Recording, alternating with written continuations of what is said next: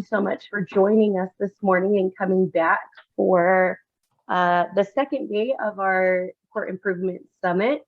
We are going to kick off the morning with Kyla Clark from DCFS. She is the Strengthening Families Program Administrator for Utah's Child Welfare System. She's worked in the child welfare system for 14 years and is responsible for the system's strengths and needs assessment. Kyla's been part of Utah's continued effort to provide services to families so they can safely care for their own children.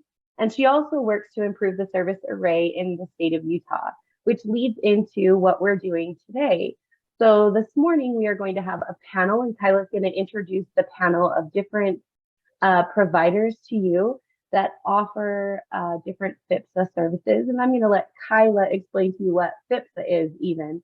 So I'm going to go ahead and turn the time over to Kyla. Just as a reminder, actually, before I turn the time to Kyla, I apologize, just some housekeeping.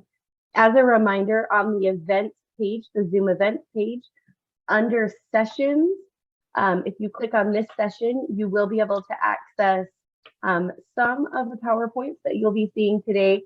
Hopefully by the end of today, we'll be able to obtain all of the PowerPoints from the different panelists, and we'll be able to have them uploaded. So with that, I will turn the time over to Kyla. All right, and I am lucky to have 3 provider agencies with us this morning to talk about FFPSA services. Those are some fancy letters that stand for the Family First Prevention Services Act. I'm just here to tell you that, you know, we always hear that rumor of we get paid to bring kids into foster care, and how all rumors have just a tiny kernel of truth somewhere buried in the bottom. Well, the reality is that federal dollars did and have, since the beginning of child welfare, only gone towards kids in foster care. For those of you who were with us during the Homeworks era, woo, shout out to anybody who's been here with me for the last 10 years. We got some permission from the federal government to use some of that money for in-home services. And we were so successful in doing that there's actually federal legislation change that allows for certain services to be paid out of those federal dollars that used to be just for foster care for in-home. And these services are what we're going to talk about today. Now, it's the beginning of an iceberg. We're going to get some more services going that are eligible for this funding. But right now, it's a limited amount. We have functional family therapy. We have Families First through Utah Youth Village. We have PCIT and trauma-focused cognitive behavioral therapy. And so we've got this great panel of providers who are doing these services for us throughout the state. And I'm going to turn some time over to them. So first we have Wayne Arner with Utah Youth Village. So we're going to turn the time over to you. Great. It's great to be with everyone, and thank you for the great introduction. Just with the limited time, I'm not going to go into a lot of my own introduction. I'll just jump right into kind of my presentation, and I will send this over to Kyla or to Tiffany, who will send this out later today. I'll do that after my presentation. So hopefully we're seeing this now. We're good. All right. We're seeing it now.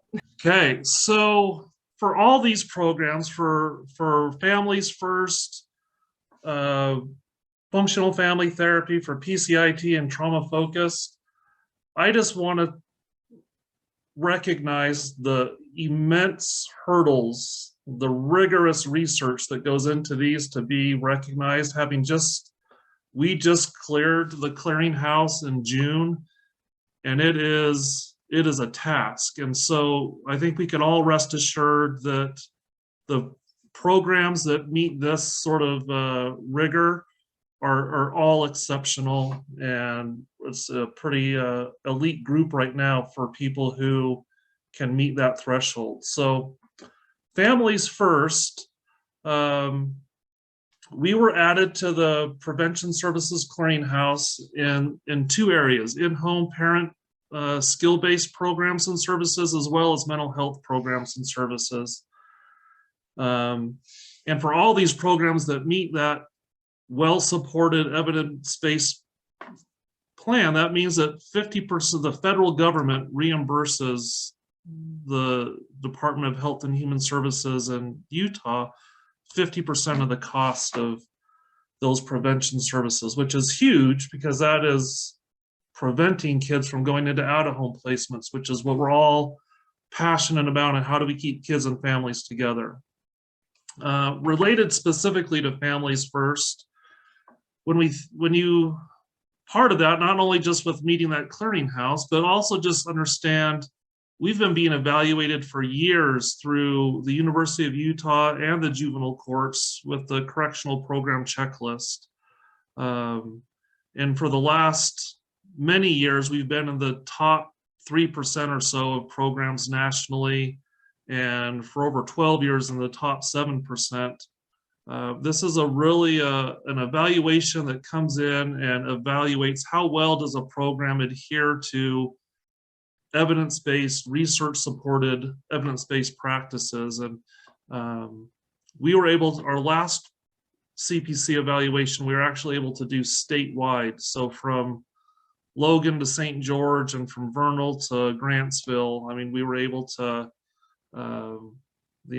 in the entire state, we were able to be evaluated and have really great consistency. So that's important when people are referring to Families First, to know that, you know, they're getting a high degree of fidelity to evidence-based practices. And then there's some more studies that I'm not going to bore people with because we only have a limited time. But just know that Families First, we are contracted with all DHHS and juvenile court, the juvenile court districts in the entire state. We have workers that can provide Families First to families in their homes in every community statewide. We continue. I just hired another person in San Pete, and we're in the process of looking for another person in kind of our eastern region, in Moab and out in the basin. So we continue to try to expand in our rural communities, but we can provide that statewide. With the juvenile court, the kids that qualify for Families First are both on their non-judicial and formal probation that are moderate or high risk. That covers a large number of those kids, and so anyone that fits that criteria qualifies for the juvenile court contract as well.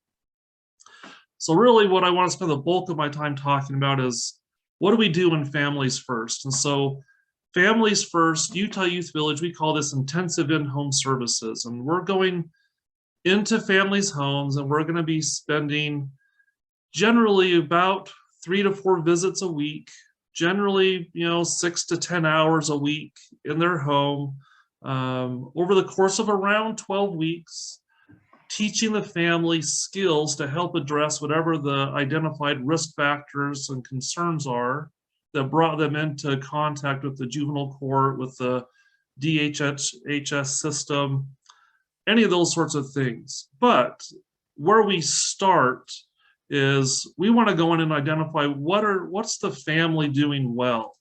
There might be some rough strengths. The parent that yells at their child, we can improve on that, but we wouldn't come in and say, hey, you're doing that wrong. We'd say, hey, way to go. You're right on top of them. You're letting them know what they did wrong. And then we would build that into a more functional skill. And so we really started a strengths-based approach with families. And then over a systematic process of, what we call the phases, we begin teaching them these skills that will increase those rough strengths into more functional, well-rounded skills that they can be using with their families. When we, generally speaking, services are more intensive up front, and then once things stabilize, we'll start decreasing the intensity and frequency of visits. Where it extends, usually our average duration's around 12 weeks. Some go a little bit longer. Some families are very complex, and there's things that change mid-intervention, and we need to do an extension, and we can adjust all those things on an individual case-by-case basis. But really, as we're teaching skills, we really focus on wanting to do a lot of active teaching. So that just isn't telling and talking at people, it's actually engaging them, talking about how the skill could work, explaining it, but then modeling it for them, and then having them role play that. And we don't use the word role play because that usually freaks people out, but we'll say, let's practice how that would look now. Now you practice that, and really engage them in starting to practice these new skills, you know, with very simple instruction to more complex as they gain confidence. And it really moves into a place where they're at the end of these 6 phases, that they're feeling very confident and are competently using these skills independently. And then within the state systems, there's lots of meetings, and I'm not a fan of meeting to meet, but we definitely want to be involved in child and family team meetings. We want to be a part of that process, not just showing up for visits, but I understand the importance of being involved in child and family team meetings and court hearings and IEP meetings, and we can do all those things to help support the family, but also keep the state partners informed and updated on how things are going. The referring workers who will refer to families first, we want to have a lot of frequent contact with them. And so you will get a lot of follow-up emails, case notes, things of that nature, but also just regular updates. That's something we train our folks to do. When we're thinking about who's a good fit for families first, most families have some sort of risk and deficits related in the areas of their parenting or family or personal skills, their attitudes and behaviors, their current living arrangements, so kind of what's going on within the family, and then relationships. Those are kind of our bread and butter. But we also will work with other risk factors, but we usually will, if there's more mental health concerns or maybe substance abuse, we often will partner with outside agencies or clinicians who can be doing some more of that clinical work, because our folks who are not clinicians, they're generally bachelor's level folks. So we want to partner with clinicians. We do that on a regular basis, and we can do a lot of putting out those behavioral fires in the home and teaching those skills there that really support the great work that the clinician's doing with them related to those mental health concerns. Statewide, when we think about the NOJO's programs, that's something that I'm also passionate about. And families first, when someone's participating in outpatient sex-specific therapy and we add families first to that, that meets all the requirements for a NOJO's level 3 continuum of care, which hopefully, again, can keep some riskier kids at home, as long as we can do that safely, but have people understand that there's a lot more intensity of services and supervision that's going on. And ultimately, we want families who would be appropriate, they're stable enough to learn skills. You know, so acute mental health crisis sorts of things, suicide has been stabilized, they're being discharged from a hospital, they're seeing a therapist, those sorts of things, that's great. If there's any domestic violence going on in the home, generally speaking, I worry more about the adult abuser, the adult male abuser, and so we just ask that if that is the case, if that's something that's a presenting issue, we get a letter from his therapist that says that he's progressed enough to where he's stable in the home, so that I know my workers are going to be safe. And again, we put a lot of emphasis on collaborating with referring workers, and I will send this out and people can kind of see more of the updates with that. But I would encourage us to have child and family team meetings on a regular basis to update, to have you as workers come to visits with us and see what we're doing, to be part of that process and that teaming process. That's always okay. The referral process, it's all a little bit different for each agency, and this outlines that. But basically a referral form and some sort of risk assessment, whether it's the UFACET from DCFS or the PSRA or PRA from the courts or JJS, those are fine. It helps us identify what are those identified risk factors that we need to target. And then kind of the case plan, what's the plan and where do we fit in on that? That's always helpful. And then it can be submitted to usually a contract monitor, a supervisor, that then submits it into the appropriate person through those channels. And you'll have my contact information at the end where I can go over that some more. The last part of this that I usually cover is when we talk about families first, and I think sometimes it's represented by hours and less by visits. And sometimes that creates barriers because families freak out when they hear the intensity of services. And so I think these next few slides, if I could just encourage us as a team, if I kind of view things that way, that these are things that we can do to help families be more open to services, that we've found over time.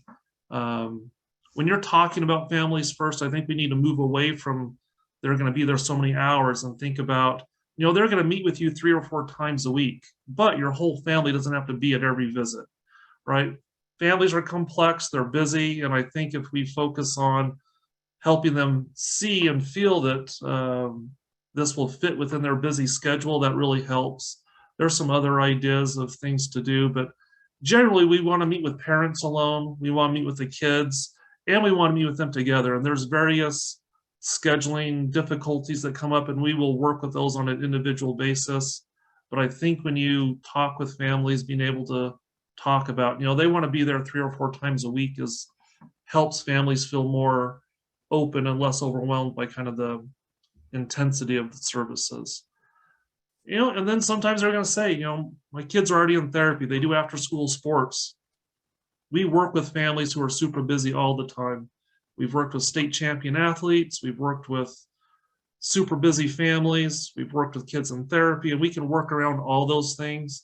And part of having higher risk kids and families, we need more intensive services, and we can do that in a very respectful and yet still effective way to work things around. They may have been through Families First previously through another agency, and I would just check and see kind of what their completion status was with me. Maybe they weren't quite ready to successfully complete prior, and so just follow up with me, and I can let you know kind of where we're at with that. But really with families, timing's everything. We don't want families to be overwhelmed more than they already are. If they're already stacked with programs from school to after school programs, and they're not getting home till 7 or 8 at night, adding Families First in at that stage is just not going to be great. And so we're happy to work with people to either put them on hold for a little bit or wait until there's going to be a better time. If there's things are going to lighten up in a few weeks, we can really be flexible and work those things around. COVID's a reality, and so we will work around that, and we're respectful for people. We want our people meeting in person, but we can move to virtual if someone's sick, or whether it's our person or them, we can do that pretty seamlessly at this stage. My closing thoughts is Families First, we are really about providing in-home services. It's something we've been doing for over 30 years now, and we are very passionate about that and are grateful to be part of this group that's doing in-home services, and appreciate your time. And the last part of this is just my contact information, so feel free to reach out to me if there's questions. And then I also included Ireland on there, who's my intake coordinator, who will be processing any referrals and things like that. Well, thank you, Wayne, and I really appreciate that. We have a lot of DCFS on here, so shameless plug. All of our Families First workers are UFACET certified, so please be utilizing them. They go through the same training you do. They're fantastic for helping when we're keeping those assessments up to date. Well, thanks, Wayne. Cinda, are you ready to talk to us about Wellspring? I'm ready to go. I'm not going to talk about Wellspring specifically as much as I'm going to talk about PCIT. Perfect. I'm going to share screen here. So I'm Cinda Morgan, and I'm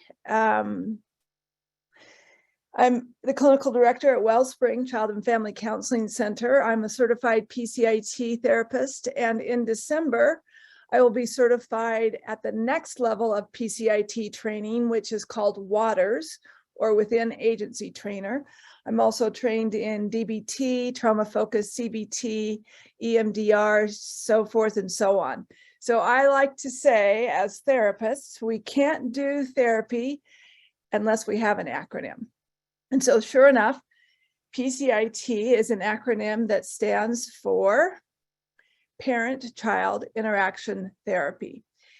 Now, you may already be familiar with PCIT, and so you may be inclined to tune out, but after an introduction, I'm going to talk about some newly developed guidelines specifically for judges, attorneys, and caseworkers about when is the best time to refer parents and children to participate in PCIT.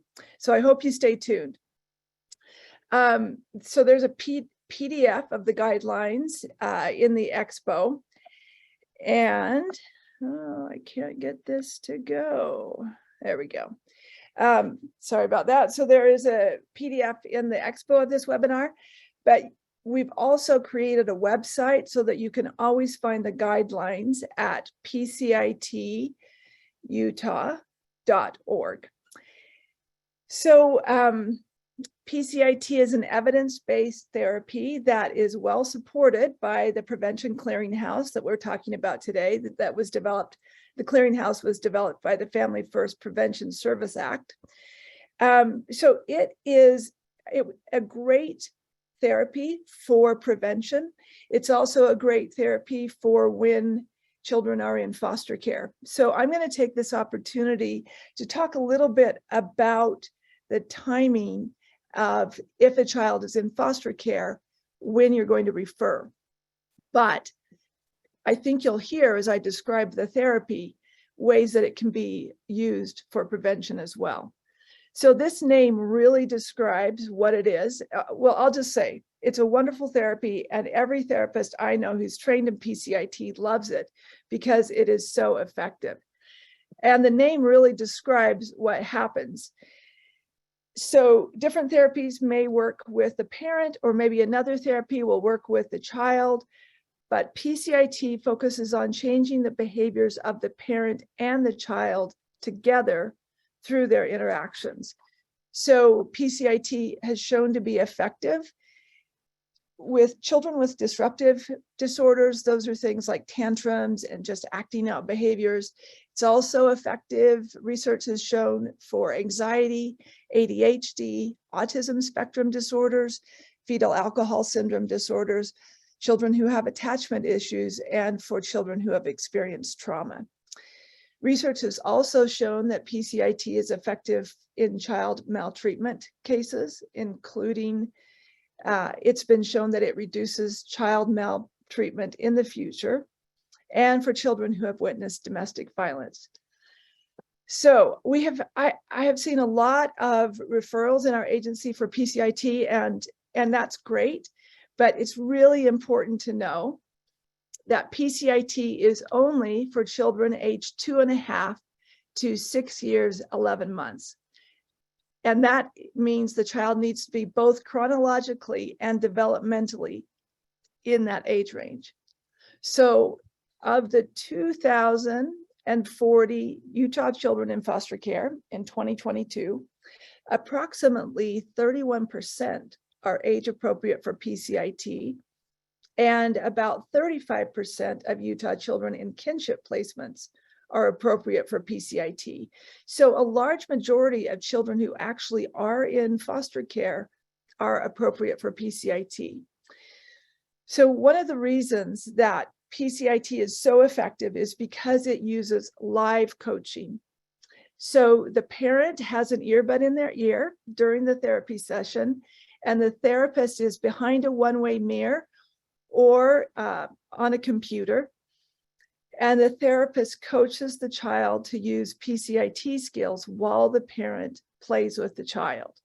Now, I'll mention PCIT works really well by telehealth. It's one of the few therapies for children that is just as effective by telehealth as it is in person. So parents and children across the state of Utah can participate in PCIT regardless of whether or not there is actually a PCIT therapist in your area or not. PCIT therapists are trained to be very encouraging. So we know it's nerve-wracking for parents to have someone watch you play and watch your child and then comment. So the therapists use a lot of positive reinforcement and praise, which are actually skills that the parent learns to use with their child as well. So there's 2 phases of PCIT, and I'm going to go into the 2 phases just so that you have an idea when we come to the guidelines. It's important to understand this. So phase 1 teaches parents relationship enhancement and positive interaction skills. And as I said, the parent learns through the live coaching in the session while playing with the child. The parent then practices these skills while playing with their child for 5 minutes a day in what we call special play. So there's no success in PCIT if the parent doesn't do the homework. Parents move to phase 2 after they are confident in the skills in phase 1, because you use these skills in phase 1 in phase 2. So phase 2, the parent learns skills of positive and consistent discipline, which is again practiced with the therapist doing the bug in the ear live coaching. We start off with the parent making simple requests and then praising their child for complying. And then in a step-by-step way, the parent gains confidence in giving positive discipline and setting boundaries. So the homework for phase 2 is 10 minutes of special play a day. So just so you know, we ask the parent to track their child's behaviors each week using a research questionnaire so that we can see how the child is behaving, how the child is progressing. And we can also see when the child is struggling in certain areas. And so with this measure, we can give the parent additional ideas to help with specific problems when they're not being addressed by PCIT. But honestly, most therapists will tell you that in phase 1, almost all of the behaviors that are problematic will reduce dramatically. Now, here's the first part of the guideline about who you should refer. Now, I'm just going to say it again because we've had so many referrals outside of the parameters of PCIT. The child needs to be developmentally and chronologically in the age range of 2.5 to 6 years, 11 months old. So the reason is that PCIT has the parent play with their child. And if the child is developmentally delayed or isn't old enough to play or is beyond where the age where play is natural for them, then the therapy doesn't work. So if a child has behavior problems or is so here's the people that you may want to refer. If the child has behavior problems or is acting out, and this can be before they are involved or in state's custody or when they are in a foster placement, we recommend that you immediately make a referral for PCIT because we want to preserve the placement. At Wellspring, we've worked with many foster parents and kinship caregivers using PCIT in order to preserve the placement. And it actually helps the child do PCIT with their biological parent if that occurs later in the case. Now, as I said before, PCIT is an effective therapy for children who have experienced trauma. Now, one reason it's effective is because that phase 1 very quickly helps the child feel validated and gives the child a sense of feeling safe. If the child is age appropriate for PCIT and returning to their biological parent, we strongly recommend you refer for the parent and child for PCIT. It decreases negative patterns of interaction and increases their positive interactions. It helps reestablish a connection or strengthens the attachment. As you know, foster care by nature is an attachment disruption. And it's the very best way for parents to learn good parenting skills, including consistent and predictable discipline. Research shows, as I mentioned, PCIT decreases future maltreatment. So either before a child is in foster care or as a way of preventing PCIT is a great therapy. The last recommendation is if a child is going to be adopted, PCIT enhances that attachment and provides a really great foundation. At Wellspring, we just had a set of twins who are being adopted, and their adoptive parents just completed PCIT, and the parents said that PCIT was so great in just helping them bond together and feel very close together. And then there was an added benefit that the parents are now using the same language. It's really consistent parenting between the two of them. Now, as Wayne said in Families First, timing of the referral is critical. So if the child is in DCFS custody, we recommend that they are consistent in working on their service plan. And if there are alcohol and drug issues, that there are 3 months of sobriety.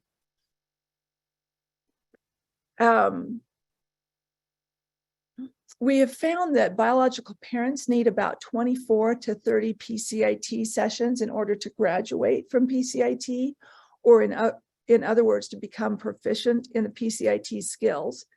So depending on when the child and parent start PCIT related to the case ending, DCFS caseworkers may need to approve on the MSA for the parent and child to do 2 sessions of PCIT therapy a week, so that graduation occurs before the case closes. So I will just say to judges, attorneys, caseworkers, there are a lot of newly trained PCIT therapists in Utah, which is fantastic. And the global trainers who Utah hired to train Utah therapists are excellent. And these therapists are really well trained. You're not going to find one that's not well trained. But newer PCIT therapists may not know that one way to speed up PCIT graduation is to meet 2 times a week. So that's why I mention it to you. So our experience at Wellspring is that once the case closes, parents no longer participate in therapy. So we really want the parent to graduate from PCIT before the case closes. The timing guideline is for PCIT. We hope that you will evaluate whether PCIT would be able to be referred for a biological parent at the 6-month review. So I hope that you just put that in your mind, and it just becomes part of that normal, what you normally do at that 6-month review. So obviously, if the biological parent is doing well before that, and there are 3 months of sobriety, refer them to PCIT sooner. Another thing to consider for the timing is that the parents need to do that 5-minute of special play homework at least 4 days a week. Now, in the beginning of phase 1, the parent can actually practice with somebody else's child. I've had many parents practice with a friend's child. Parents can even practice watching a YouTube video of a child play, just practicing the skills. But as PCIT therapy progresses, we really need to have them practicing with their child. So you may think, well, hey, the parent and child can do 1 or 2 special play sessions that are 20 minutes long, and that would be just as good for the homework. But actually, that isn't the case. So research shows and clinical experience shows that it's really that short 5-minute special play at least 4 days a week that really makes the difference. And the difference can be tracked by watching the behaviors of the child decrease, the problem behaviors, and also the parents' skills increase. PCIT experts strongly recommend not starting phase 2 or that positive discipline phase until the parent is able to do the 5-minute special play for 4 days a week and overnight visits have started. And so plan on about 2 to 3 months for the parent to be in phase 2 until they are comfortable with those positive discipline skills. Now, as I've been describing this, I'm sure you are thinking about some obstacles. And so I'm hoping that as you think about PCIT and its effectiveness in helping families, we're going to have to rethink third-party unsupervised visits as a way to help them be successful in PCIT. So often unsupervised visits start with a long 8 to 3 or 6 to 3 8-hour visit 1 day a week, like on a weekend, which is fine. But if you really think about it, the majority of working parents spend about an hour or two with their child before bedtime after they're home from work. So changing our mindset to find ways to replicate this pattern of shorter, more frequent visits would not only be beneficial for PCIT, but it would also help with a parent transitioning to full custody.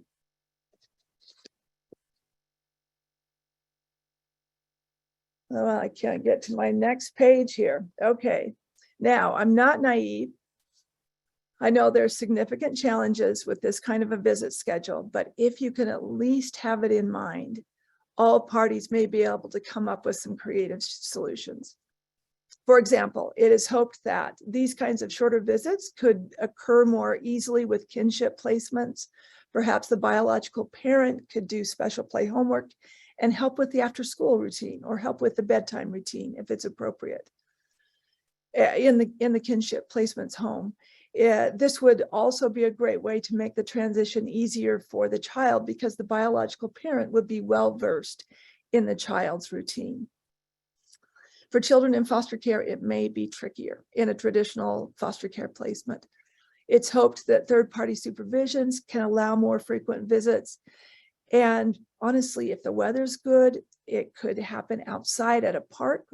The parent could use community resources such as a library with classrooms that can be reserved. Even maybe DCFS visit rooms that aren't in use could be used for these extra visits, just so they get that practice. So in each of your communities across the state, there will be unique solutions. Again, if everyone brainstorms together, you can come up with ways to make a parent be able to successfully complete PCIT. So just one note, this recommendation is not meant to replace longer visits or to discourage longer visits, but just for thinking outside of the box. I wanted to mention multi-day shorter visits. It's also possible that a parent can start PCIT when they're having supervised visits. And so Nathan Kerr, who is in charge for the state of these evidence-based programs, is going to reach out to DCFS leaders to see if we can get PCIT appropriate toys in visit rooms so parents can practice. Another obstacle might be the cost of toys. Again, I'm going to refer you to our website. We have all of these sorts of information and ideas at pcitutah.org.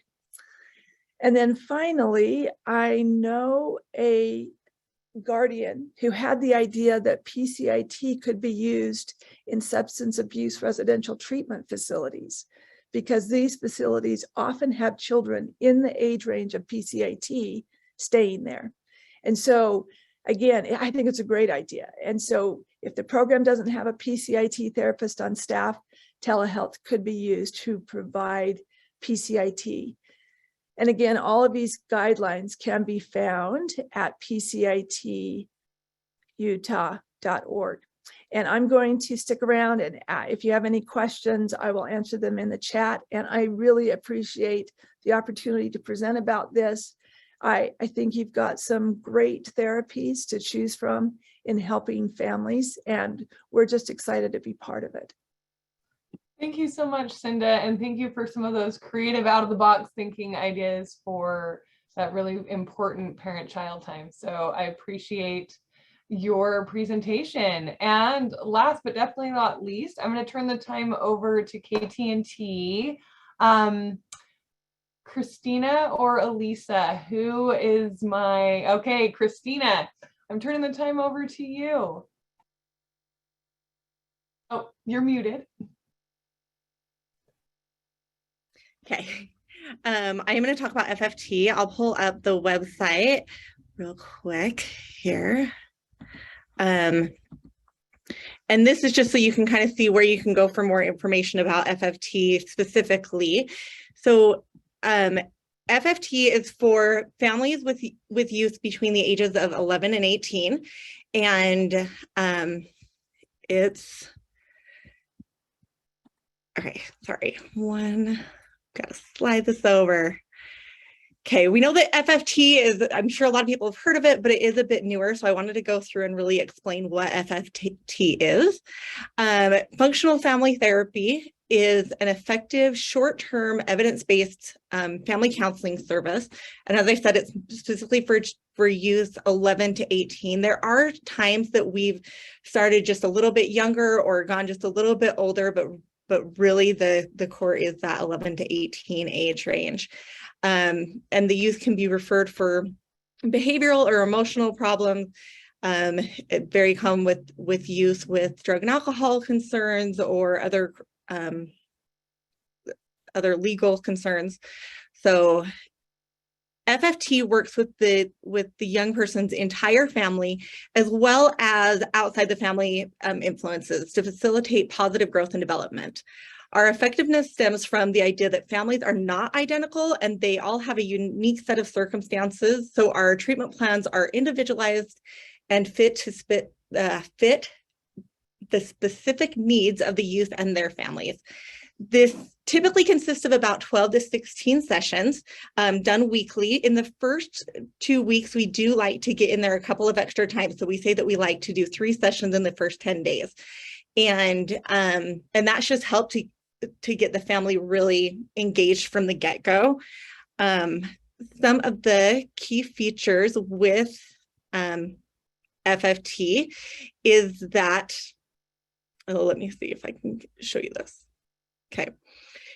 Functional family therapy is proven to reduce adverse behaviors. There's been over 50 plus studies conducted on the family counseling model over the past 4 decades that point to consistent positive growth or results.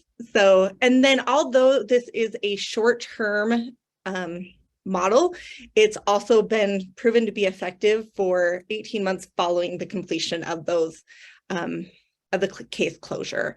And I'm sure further than that, but that's where the studies are at. And so I'm going to go back up to this.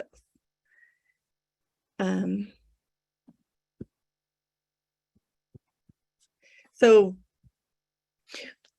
functional family therapy is done in 3 specific stages. If you look at the website, it kind of breaks it down into 5, but we chunk those first 3 together. And that's the engagement, motivation, relational assessment. Those are kind of in the same stage for us as we talk about it. But the really key parts is that we want the families to have a different experiences than what they've typically had in therapy. As we go into a home, the youth is typically worried that it's all going to be about them, and people are feeling judged and all of that stuff. And I know that you've heard that from each of these different presenters. And we want to make sure that I think that's a key piece in these evidence-based programs, that it's saying, hey, this is different. You're not being judged. This is individually to you guys. And what are your natural strengths? And we're going to get to know those, and we're going to get to know your natural relationship patterns, and make sure that we are building on what is going well. So therapy starts from that first phone call and really engaging with the family. We want to enhance the family member's perception of the therapist's responsiveness and credibility. So we really try to be responsive. And even though therapy is once a week, if they are calling and we're checking in with them to make sure that we're having that connection throughout the week, so they feel supported. And as we move into the motivation stage, we're really working to create a positive motivational context by decreasing families' hostility towards each other, towards the system, towards referrals, all of that together. So we're wanting to decrease that blame and increase their hope that this is going to be a different experience and that they are going to be successful. And so we really focus on respect and strength-based processes that is really highlighting their dignity and hope for positive change in their relationships. And we do this through interruption of negative interaction patterns, through really focusing on what's going positive in the family, reframing their themes and helping them build on what's going right. And then we do look at it. You'll see that third stage there that's still part of our motivation stage is relational assessment. And we do this to look at, okay, who is it that naturally the family is drawn to? Who is it that takes charge? Who's closer together, closer to each other, and who's more autonomous from each other, and get to know those family patterns so we can work with skills that are actually going to fit them. So we're not going to teach them something that's totally like, hey, get together and do this thing. If they're a very autonomous family, we want to work with those things that are more in their natural patterns. And so during this stage, we're really observing them, asking questions. We're kind of looking at the functions of their negative behaviors and switching from individual problem focus to a relational focus. We really want whoever it is that feel like they were the reason for the referral to know that it's not all about them, it's about the family, and we're focusing on that. During this stage of engagement, relational assessment, we also definitely want to have that communication with the caseworker or whoever referred them, and with the team, and saying, what is it that you guys are seeing in the family, and what is it that we can be helping on, and making sure that they also see us as part of a positive team for them. And then we move into, once we have established those patterns, then we move into a behavior change. And that's, I think, pretty frequent, again, across these different modalities that we're going to look at it and say, okay, what are the skills that are going to work in this family that we can teach to build on their strengths and also decrease the negative referral reasons. So during this time, we're really working on reducing or eliminating adverse behaviors and improving family functioning and individual skill development. So those skills can be anything from family patterns to individual things to mental health, whatever it is that's going to support that family in those processes. Communication, conflict resolution are very common, but really it's about thinking outside the box as to what skills are really going to work with this family to build on their strengths and reduce the negative patterns. And then we move into, and then we move into generalization. And during generalization, we are really looking at building on their natural support system, looking at it and saying, hey, at some point, therapy is going to discontinue. Whatever your referral source is probably going to back out at some point. And so how do we build on your natural support systems? And that looks at extended family, is it that they need a referral to additional therapy? Is it building on, are they involved in youth groups or different things, and helping them say, how am I going to generalize the skills that we've learned here to the outside, to our outside support systems, and really help us so it's not just something that we've learned during this period of time and then we go back to normal life. And during this time, again, we want to definitely make sure that we're doing a family team meeting to make sure that we're supporting their transition back into whatever else they've got going on, as well as, if needed, some school meetings, or helping them advocate for themselves with the school or whatever else it is that they need to do. And then after that formal part of therapy is concluded, we do wrap up, but then we, after they've had about 3 to 4 weeks that they've been able to practice the skills on their own, feel like everything's over, we do like to check back in and offer 3 additional booster sessions if needed. So that way we can go back in and say, okay, what's been going well? What maybe do you need some more support on?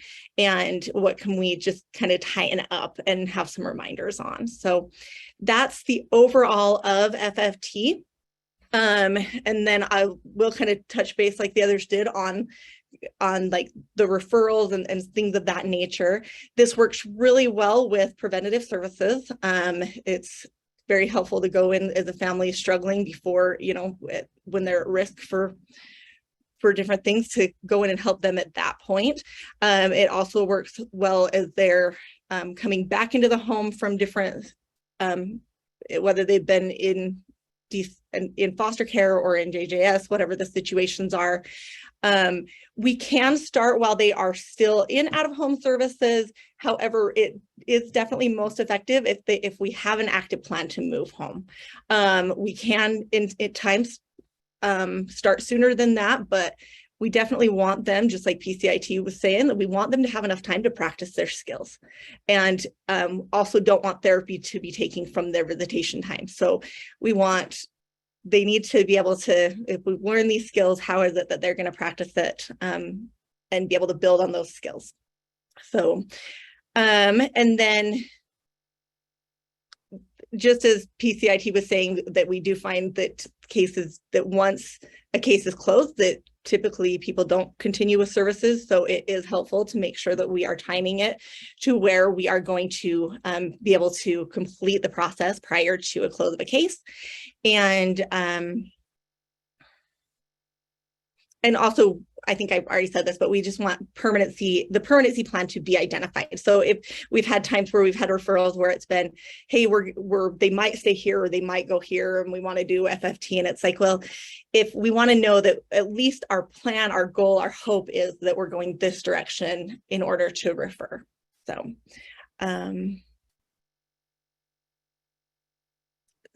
So, yeah, I think that that's everything. I will put in the chat my phone number and contact information, because I don't have that on this website, obviously. And then also, was there another presenter for TFCBT? No. So if you want to talk a little bit about trauma focused CBT, that would be great. And then also, just really quick, Christina, do you want to tell everybody on here what part of the state you guys are able to serve with FFT through KCMT? Yes. Thank you for asking that. So we can do from Salt Lake up through northern Utah, Cache, and all of that. We've actually just moved an FFT therapist up to the Cache Valley area, so those surrounding areas we can do as well.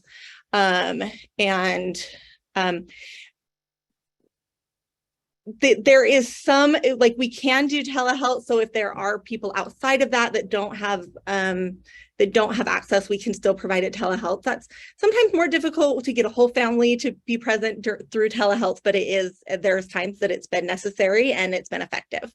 So, and I mean, we saw that through COVID, where that was the primary way that we did it, and it was effective at that time. So, and then TFCBT or trauma-focused cognitive behavioral therapy, and I wasn't necessarily as prepared to present on that, but I will just kind of go through that briefly. That is can be done with any ages up till 18, and it's just kind of done differently based on the families.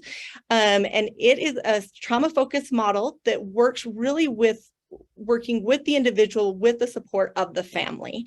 So at its core, it's typically an individual session, and then like a parent session, and then a joint session. But there's been a lot of different ways that we've worked outside the box on that as well. Like sometimes we have families or kiddos that are referred for trauma-focused CBT that maybe don't have a very active parent figure, or they don't want them to be as involved. And we've done it where maybe they haven't been as involved, and we've had families that it's been the whole family really needs this. And so we've done it a lot more family-based. So trauma-focused CBT is the referral requirements there are simply that they've had some sort of a trauma in their life, and that we've seen through, you guys all know this, but that can range from very small things to very big things, and any of that can be supported through TFCBT. And yeah, like I said, I wasn't very prepared to speak on that, so I guess I won't speak too much more on it, but just saying that is another option that's out there as well, or that we provide as well. And we can do that one from Salt Lake up to northern Utah as well. And thank you for being put on the spot there. So in the chat, and I think this is probably a question for all of our providers, services for Spanish-speaking clients. Okay. We absolutely have TFCBT for Spanish. We have some Spanish speaking providers for TFCBT, or one therapist that is TFCBT certified for Spanish. And then we can also, we've found ways of doing it for FFT through interpreters, and we can definitely do that. Okay, perfect. Wayne or Cinda, anything on Spanish speaking services? Yeah, I put it in the chat, but we have Spanish speaking workers statewide that we could work with families in their native language. Perfect. There are many PCIT therapists now because the state of Utah has worked hard to train therapists in PCIT. So there are therapists who are Spanish speaking as well. And again, if it's not in your area, it can be done by telehealth.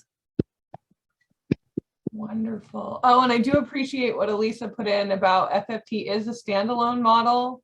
So when you're thinking about that sequencing and timing, it should be the one intervention that's happening at that point. Yeah.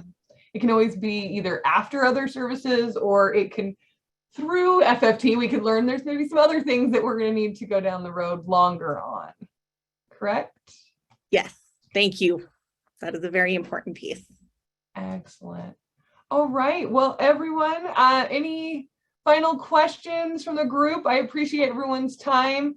When it comes down to getting services and getting referrals to these wonderful panelists, if you're ever hitting questions about referrals or funding or forms, that is what I am here for. That is what Cosette is here for. And we really want to just connect the right service to the right family at the right time. And so I appreciate everybody being here to talk about what wonderful services are out there to help support our children and families.